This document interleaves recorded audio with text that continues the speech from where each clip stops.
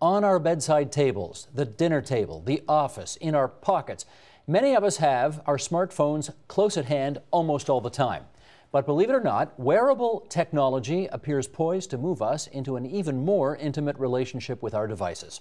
Joining us now for more on that relationship, in San Francisco, California via Skype, Omar El Akkad, technology and Western U.S. reporter for the Globe and Mail.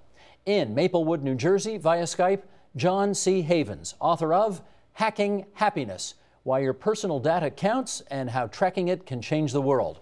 And with us here in studio, Ramona Pringle, interactive director and producer of the documentary Avatar Secrets, and Khalid El Imam, CEO of Privacy and Analytics and Canada Research Chair in Electronic Health Information at the University of Ottawa. It's good to have you two here in our studios and our two friends on their respective lines in their respective locations. Omar, we're going to start with you because I want to start with the official announcement of that Apple Watch back on the 9th of September. I want you to tell us, how important do you think the launch of that device is to our overall acceptance of so-called wearable technology? So a pretty good analogy would be something like the MP3 market. More than a decade ago, when Apple first came out with the iPod, there were other MP3 players. Nobody really bought them. Some of them were pretty good, but they never really caught on. And you've got sort of the same situation right now, where you have some smartphones, some smartwatches, but the adoption rate is not very high.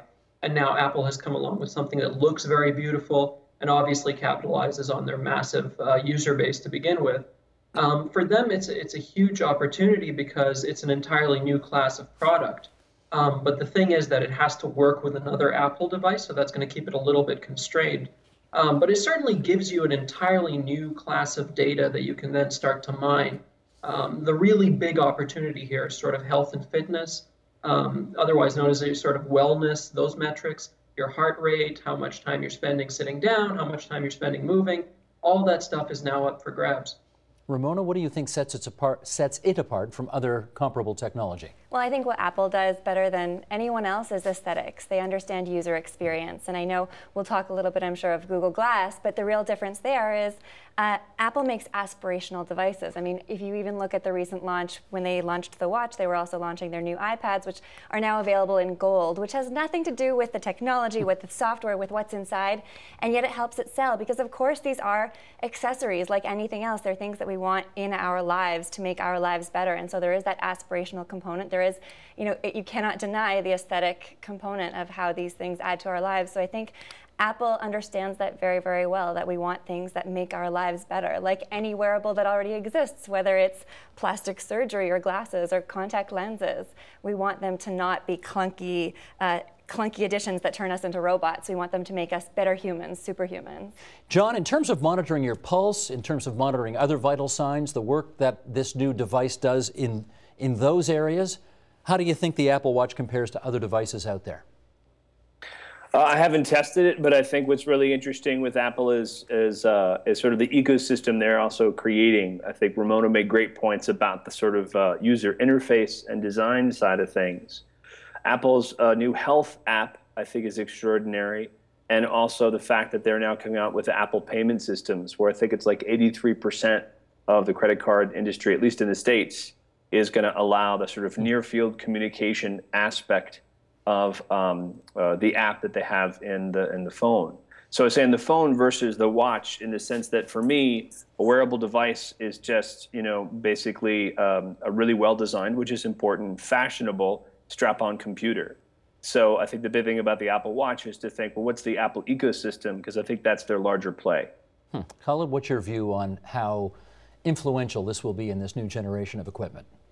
I think it'll be very influential, especially that the types of data that individuals can collect about themselves, physiological data, data about their behavior, maybe even data about their health.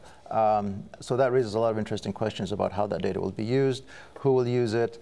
For health data, there's a question about whether healthcare providers will be willing to use data from a watch, for example, to diagnose a patient or make decisions about those patients. It's not obvious that they will, because they tend to be cautious about what type of data they use.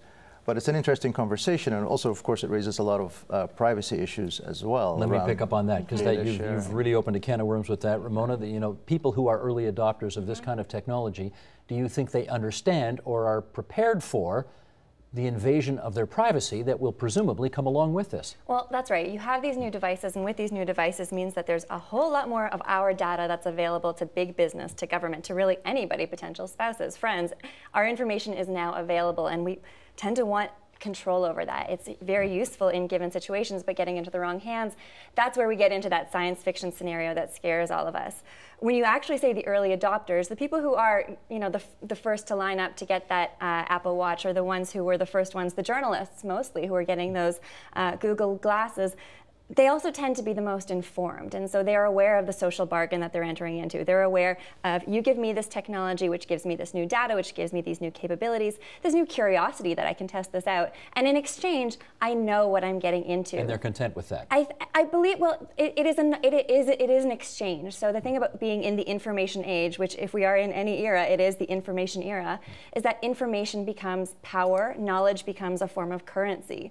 There's a really interesting anecdote of the CEO of an insurance company who made a statement that he would not buy fast food using a credit card. And that's not even dealing with wearables, but that speaks to knowledge. It's not that he's even powerful because he's the president. He's powerful because he has knowledge that those of us who are just using our credit cards to buy food, to do whatever we do, don't necessarily have that information. Well, Khaled, let me follow up on that. Do you think the medical data that will emerge from the use of this technology is just like any other data, or is it more concerning and problematic?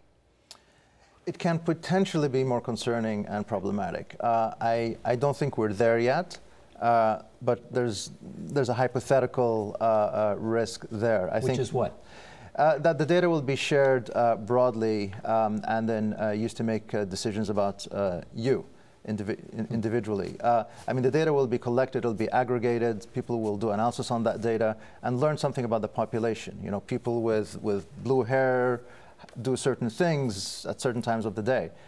So you learn aggregate things about segments of the population. It really becomes an issue, or more of an issue, when decisions are made about specific individuals using that information, and then these decisions become stigmatizing or discriminatory against those individuals. I hear you on that, but Omar, having your heart rate known by other people, for example, because it's been recorded and transmitted by this wearable technology, I mean, is that something that you find subversive? So this is kind of the problem, right? Is that when you look at something like hard medical records, there are very strict laws about what you can and can't do with those records. Not so much with your heartbeat, not so much with how many steps you've taken that day. I mean, this is sort of a gray area that we don't really have hard and fast rules for. And you might think of, okay, well, I don't really care if people know what my heart rate is. That's fine. And in fact, I think the Apple Watch has a feature where you can send your heartbeat to other people, and sort of a social feature and stuff. But the bigger problem is what this data is going to be used for. So a while back, I did a story about how a lot of the major health insurance companies in the States are really interested in these fitness monitoring startups. The idea being that you could one day take the pay-as-you-drive model of car insurance and apply it to real life, apply it to pay-as-you-live insurance. So, you wear one of these things, and if you're doing some exercise, if you're moving around, maybe the health insurance company lowers your rates a little bit. That's a very significant shift in how we live, and we don't really have hard and fast rules about the data that's going to power it. John, in the course of doing this program, I have read some interesting titles that people have, but I think this one that I'm about to say will take the cake. You know this guy. This is Vint Cerf, who is the self-described vice president and chief internet evangelist at Google. And he's talking about the real world and the digital world of the internet. We're going to roll this clip and then we'll come back and chat. Roll tape, please. Eventually, I hope that we will discover and understand as a society that these are not totally divorced spaces. In fact, I have to say that we are struggling as a society to understand what our social conventions should be as we engage more and more fully using this medium. We don't have very many rules right now, and I think we don't yet know what social conventions we should adopt in order to protect each other from unintended harm. What you're seeing in the internet is like a mirror of society, and if you don't like what you see, fixing the mirror doesn't help. You have to fix what's reflected in the mirror. Before I ask the question that I was going to ask, Ramona, that's a clip from your documentary. You interviewed him. Yeah. Did you not find it odd looking at him with that glass over his glasses? Well, here's the thing. I am a documentary filmmaker. I had a camera with me. It seemed in that case, again, we were talking, I just a moment before was talking about that social exchange. In that situation, that's a fair social exchange. I'm rolling on you, you can roll on me. If he's got a copy, I mean, I had moments when we were editing that I thought, I wonder if he's got a good reverse shot that I can use, right? So you found the whole thing very normal. I guess it's like anything. It'll take a little while for us to get accustomed to it. One of the things that I think needs to be kept in mind, Vint Cerf is one of the fathers of the internet. This is someone who was envisioning this change in our lives that, would have seemed unfathomable generations ago. So really a visionary, and, if he wants to wear it, more power to him in that scenario. But we were rolling on him. For him to roll on us seemed like an exchange with two knowledgeable parties getting into, in it, it's revealing of character, if anything. Interesting. Okay, John, the question I was going to ask, though, was that a couple of weeks ago, PC Magazine in the United Kingdom published, I guess what it called an obituary article for Google Glass, which is what we saw Vint wearing. This past Sunday, though, Huffington Post had an article laying out how Google Glass is going to change healthcare, completely revolutionize it. Who's right? I think they're both right in different ways. What Google Glass, or what Google did, and I've been writing about augmented reality for years. I'm a contributing writer to Mashable, The Guardian, and Slate. And again, it's putting a computer over your eyes.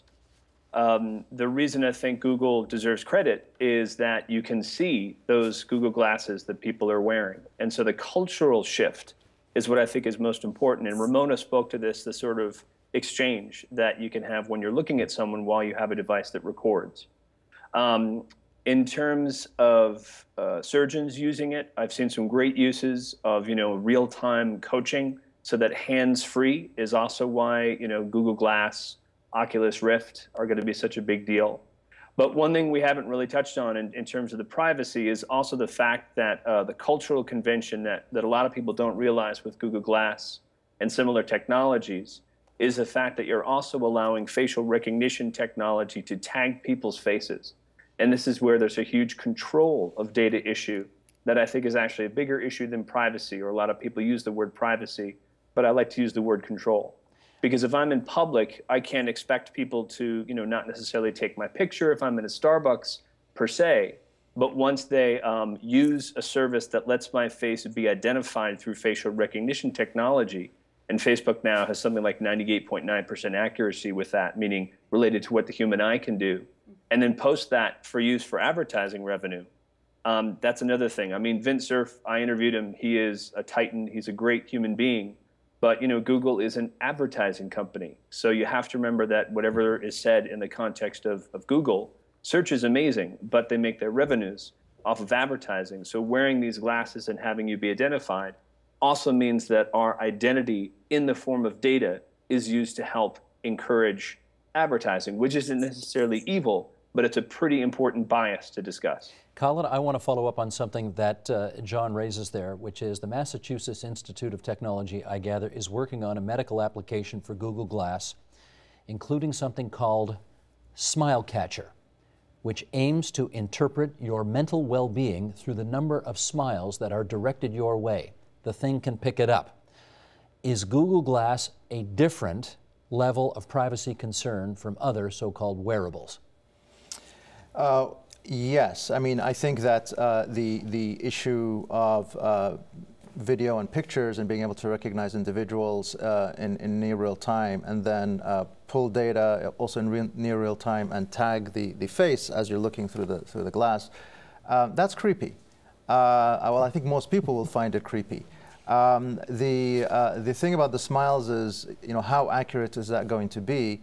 And that brings up the issue of accuracy of decisions that are made, because if you start using those systems to draw conclusions, how accurate will it be in determining your mental state? Because if that information is used to make decisions, you really want it to be, at least you want it to be very accurate before you start addressing the privacy issues. But I think it's hard. These are hard questions.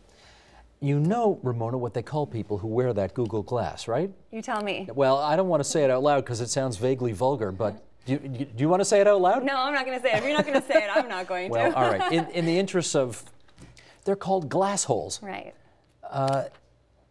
What do we think of this? Well, so I'm going to go back to the question that you asked John. I think he's absolutely right about both of those statements being right, that it's dead, but that it's also, there's amazing potential. We know, right, with great possibility comes great responsibility. This is not a new phenomenon. I think that the divide is going to be between consumer and industry. When it comes to healthcare, when it comes to the capabilities that more knowledge, more power gives us, there's great, tremendous potential with these wearables, with what surgeons can do wearing Google Glass. At the same time, that creepy factor, that glass hole factor with the Google Glass, and it comes again back to aesthetics, is where there might be a barrier for consumers. So consumers want something, again, like Apple devices, that's aspirational, that's going to make their lives better, make them better versions of themselves. Okay, let's pick up on that then. Omar, we have been talking so far, I guess, a bit about the downside of all of this and some of the privacy concerns and so on, but can you fill us in on what some of the more positive consequences of wearable medical apps might be? Well, it's the same idea as in car insurance, right? Is that there are people who might live healthier lifestyles that aren't rewarded for it. The other aspect of it is that in the past, we've never really had sort of easy, accurate ways to measure our lives in that respect. I mean, Nike had the fuel band, and I don't know how accurate fuel points are, or how you burn those or whatever, but it was something, right? It's a way to measure things that we otherwise would have a hard time measuring.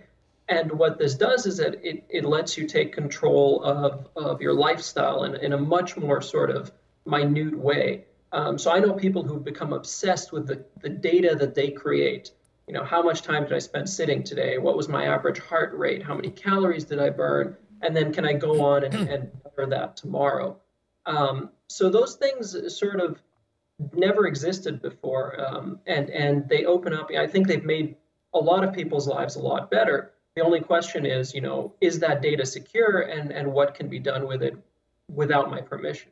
John, your dad was a psychiatrist, I gather, and I wonder whether you have considered what about his work could potentially be done by medical apps going forward? Yeah, I think Omar just touched on a lot of it. We all like to take a measure of our own life, both metaphorically and literally. And really, the apps that are out now are just an extension of what we've done for years.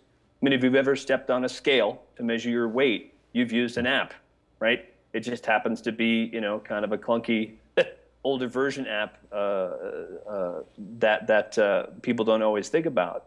But my dad, he allowed people to take a measure of their lives and let them have a sense of, purpose for looking at their lives. I think what happens is a lot of people think that people who measure all their data all the time, they sort of take it out of context.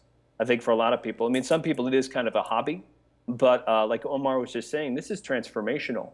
If we control our data, and by that, I also think that data, we haven't touched on this yet, but identity, it's also an asset like money, right? It can be traded or bought and sold. So in that sense, if we control it, then things like measuring our mood throughout the day, how our heart rate goes up when we see certain people in the day, how our heart rate goes up or down depending on a GPS location. These are all bits and pieces of data that when correlated with things that make sense to an individual, it's enlightenment that can really help improve people's well-being, both individually and on a community level basis. So it can be glorious. I think what's so tough is the lack of that control of data. Because right now, period, companies like Google, Facebook, Amazon control the data that goes to data brokers. That kind of messes things up. So we're trying to examine one aspect of our well-being. And again, it's not that ads are evil, but the context of an ad coming to us is always with the bias of purchase. And that's not how we necessarily live our lives. We don't go, who am I interacting with? It's going to raise my well-being. And by the way, I have to buy the shoe, right? It's just not, they should be separated. And then that way, everything can still, I'm being simplistic, but everything can still work. Advertising can run, people can make money in advertising, brands can connect with consumers. But as an individual to explore that data, like my dad did as a psychiatrist with his patients, it's not just about privacy, it's about clarity. Colin, you're normally in Ottawa, right? You're in town for a symposium. That's right. That the former Privacy Commissioner, Ann Cavoukian, has been organizing. That's correct. Among other things on the subject of de-identification. That's right. What is that? That's when you anonymize data so that you don't know the identity of the people in the database. So I can collect data about you and 1,000 other people's, put it in a database, anonymize that data so I have no idea who the data comes from, but I can still do analysis on the data and build models and draw conclusions about people like you or people similar to us in the database and learn what they do, how to change their behavior, what they like, they don't like, etc. How does all of that fit into what we've been talking about today about wearable technology? Well, the data that's in an ideal world, all the data that's collected would be anonymized before it's put in these databases, and then the advertising models are built on these anonymized data. Certainly in a healthcare context, that is well, depending on the jurisdiction, but in Canada, that would be the expected practice, is that the data would go into a database, be anonymized, then the models are built. You can, to benchmark, build let's say fitness, build a model on the average exercise time of 40-year-old men, and then that's pushed out, and you can compare yourself to that benchmark. So that could be done on completely anonymized data without knowing the identity of any of the individuals in that database. So that's a good privacy-preserving way to manipulate this kind of information. I was going to say, that gives us the information we want for positive benefits without affecting our privacy. Right. So we're happy with this then. Well, I call myself cautiously optimistic, and I think that, I hope for us all to be cautiously optimistic, because the truth is, and if you look through history, we cannot stop the march of time. Technology is going to advance, our worlds advance, and for the most part, it's good. But we need to have these conversations. We need to educate ourselves. We need to educate the people around us, because information is power. To have these symposiums, to have these conversations where we have conversations of, okay, these technologies are going to advance. We can't stop them, and we don't want to stop them, because the benefits are so incredible. They're so immense when it comes to healthcare, when it comes to happiness. At the same time, how do we anonymize this information? How do we make it that our information is not getting into the wrong hands? And so that's cautious optimism. It's it's being ethical. It's thinking through the pros and the cons. John, let me do a little Q&A with you here now. What's a data bank? I guess it's just any form of place that has storage of data. And can data banks, in your view, are they secure enough to, I guess, sort the medical data that wearables are starting to measure in a way that should make us confident? I'd say yes and no. I think anything can be hacked. At least my data scientist and programmer friends. The whole de-anonymization conversation. I'm thrilled to hear that you're doing the work that you're doing in Canada, because my programmer friends, who may be somewhat cynical, but they sort of like raise their eyebrows and they go, nothing can be de-anonymized. And the tricky thing with medical, and this is not my expertise, but to a certain degree, when you de-anonymize to a certain degree, then there's also the danger of you lose what can be really helpful correlations with an individual. I'm John, you go like 2 or 3 steps away, now I'm a white male, now I'm this, now I'm a man, and that can be harder too. But I think there's a new technology called personal clouds, which I'm cautiously optimistic about, not just because they protect data, I think, in ways that are more refined than traditional data banks, but because of the framework of P2P, what's called peer-to-peer exchange of data. One individual or one organization has a trust framework with another individual or organization and shares one certain piece of data, and then that data can also be killed by the person who originated the data. Anyway, it's a sort of a new paradigm that I'm hoping will be something on top of data banks and all the stuff that already works when it does, can continue to improve that exchange of data. Call it a follow-up? Yes, I just wanted to make a comment on the de-anonymization point. Look, there's a difference between doing it well and doing it poorly. And all the examples of us knowing people attacking databases is when people have done it poorly. And based on the evidence that we have, if you anonymize databases well, there's just no evidence that you can hack those databases or that you can reverse engineer the identity. At least the risk of succeeding is very small. So the challenge we have is to make sure everybody's doing this well. The methods exist, the technologies exist to solve this problem. And certainly in Canada, the regulatory regime is I think, quite strong in that there would be an expectation that health data would be treated in a responsible way, irrespective of how it was collected. In other jurisdictions, such as the US, you have HIPAA, which covers certain types of organizations and not others. So for example, a manufacturer of a wearable watch would probably not be covered by HIPAA. Because HIPAA being? Sorry, excuse me, the federal health privacy law, essentially, in the U.S. So it covers, has privacy regulations on health data, but it only applies to certain types of organizations. It doesn't apply to consumer collected health data. Whereas here, the regulations apply to health data. It's where it's collected is not specified. So the regulatory regime here is quite strong, and if you use the right approaches, I think you can gain the benefits and still provide some pretty strong guarantees. Ramona, let me try this as a potential approach and get you to weigh in and see whether you think this works.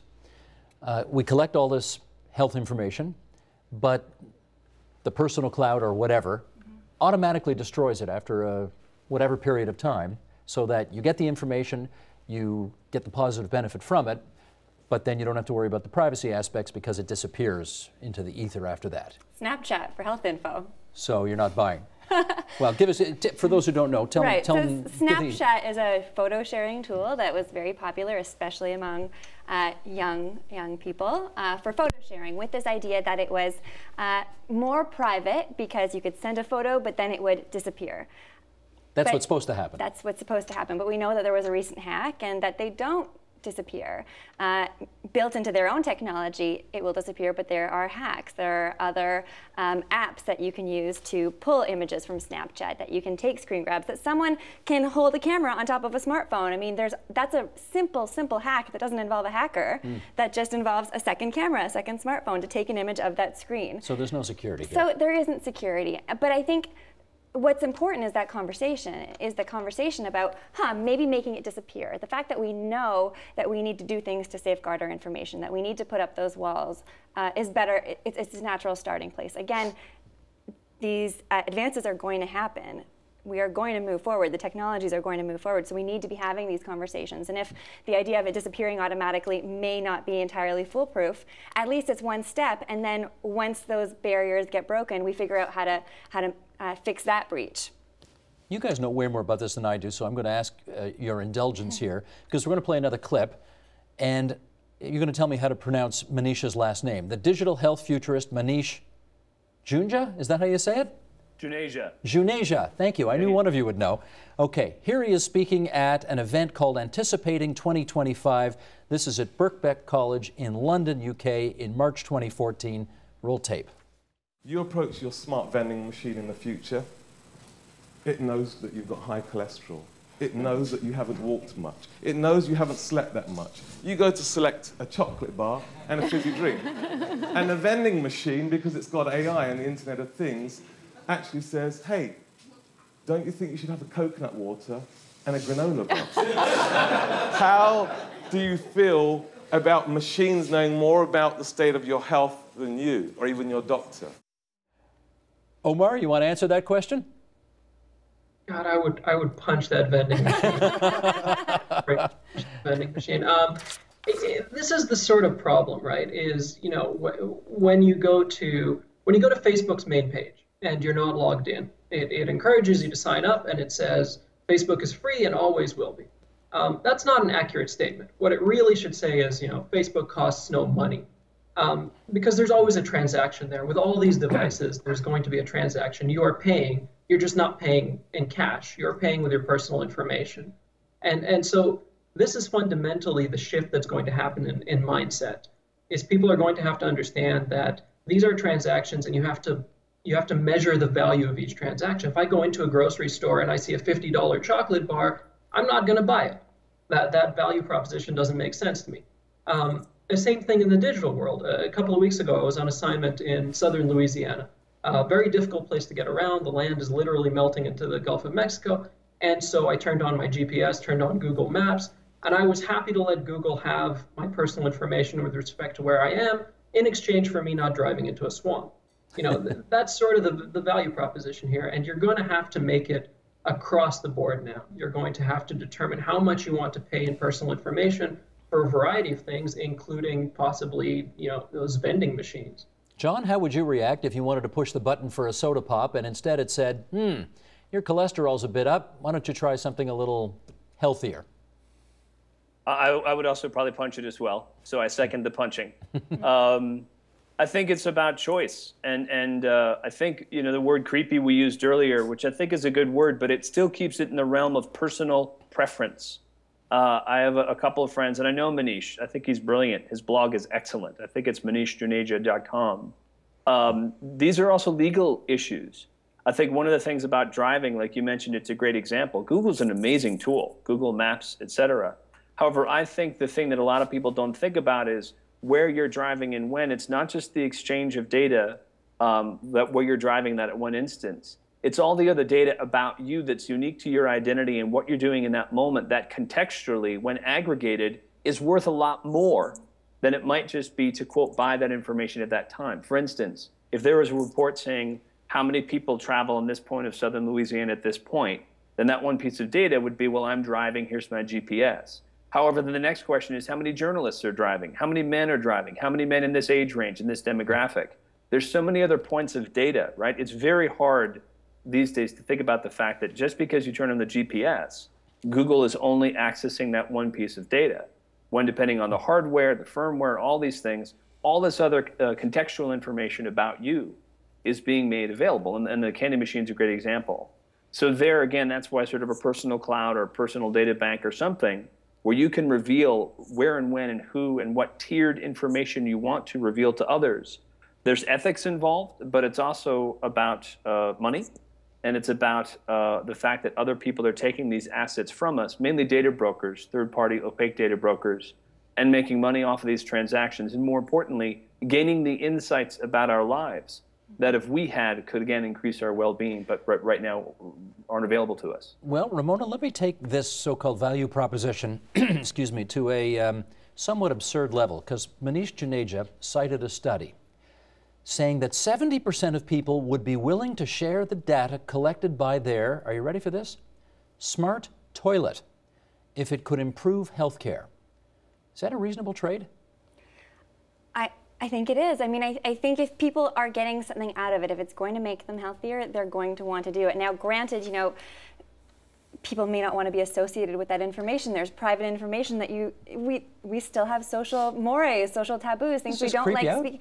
But you know, it goes back to just even looking at what he was saying about the vending machines, and again how we get creeped out by Google Glass, and both Omar and John want to punch the vending machine. So I think that there's the data side of this, but there's also a big piece of this puzzle, which is our relationship with machines, and it also touches on our AI, artificial intelligence, which is it becomes creepy when it's infringing on our territory, but a positive relationship with the technology is almost where it becomes a friend. I mean, you think of our smartphones, and for many of us, they've become next of kin. We don't remember phone numbers anymore, but if someone is in an emergency, you need that phone because that's where those phone numbers are located. And you wouldn't punch the vending machine if you were trying to get healthy, if you were trying to lose weight and you said to the machine world, help me on this mission, be my running mate, help me on this personal goal to make myself better. If it's pointing fingers at you and saying, you're a loser, you're not doing things right, there are people who are living better than you, yeah, you're not going to like it. And it's going to become that invasive technology that doesn't read emotion, that's knowledge without context.